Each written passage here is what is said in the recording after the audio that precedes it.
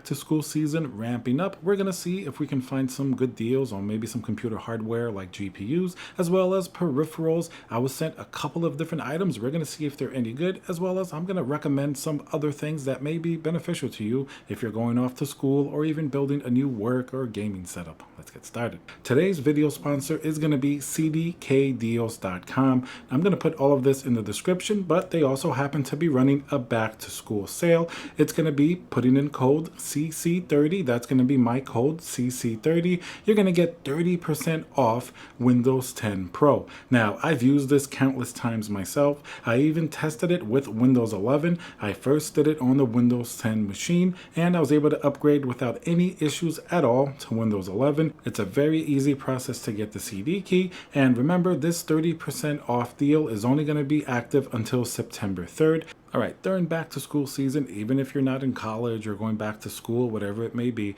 there certainly are a lot of sales on not only home office type of products, but also gaming peripherals and different things like that. I think the companies take advantage of the fact that people are looking to buy or augment their setup, as well as having a lot of people work from home. So certainly a lot of pretty cool items to talk about. First, let's get one of the more difficult ones out of the way. If you're building a PC for work or gaming or to bring to your college dorm, gaming isn't the only use. People use it for work, for workstations, to do research. So if you're building a computer, basically this back to school season, the biggest thing that you have to be aware of will be the GPUs. Now, if you just want sort of a gaming GPU at 1080p, the 6600 XT, even though it is priced a little bit high for what it is, unfortunately, due to the situation in the market with everything being pretty much sold out, you're not really going to be able to find many other GPUs. That's going to be sort of the cheaper one on the entry level. Of course, going up from that, you do have the 6700 XT, which may be around double the price. Some models may be closer to $900 or $1,000. Now, on the NVIDIA side,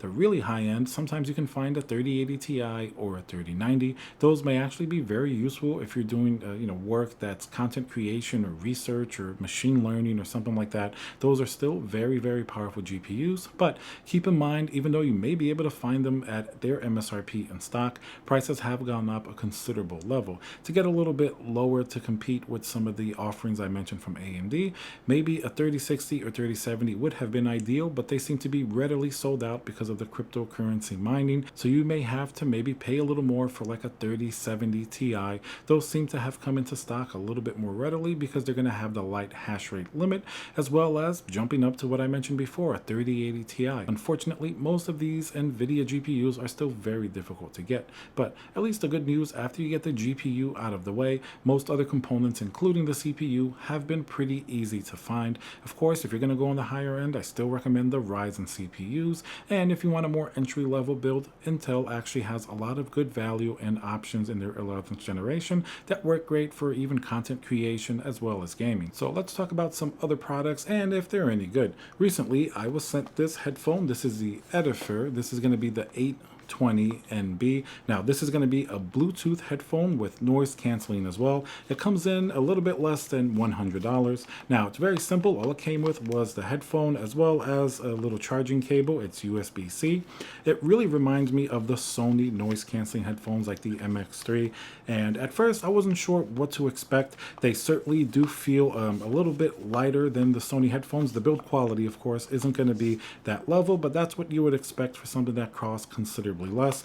These do come in for under $100. I think that they're on sale now for like around $71. Now, actually listening to them, I wasn't sure what to expect, but I was pleasantly surprised. These do have the high-res audio certification, and I opened up Tidal and I listened to various types of music, and I actually thought for the price that these are, the sound quality was very clear. Even when you have, bass, the soundstage was very, very nice. The noise canceling, even in a little bit noisy room with computers running and a fan, actually did a pretty good job of blocking out the noise. Now, of course, being much cheaper than the other noise canceling headphones like the Sony that I mentioned, or the Bose, or even the very expensive Apple AirPods Max, this isn't going to have quite that level of the active noise canceling, but it does actually a pretty good job, and it's much better than I thought it would be for the price. That shows you how technology has improved during the last few years. Years ago, to get this type of performance, you had to pony up and pay like $300 or more for something like like the Bose noise canceling headphone,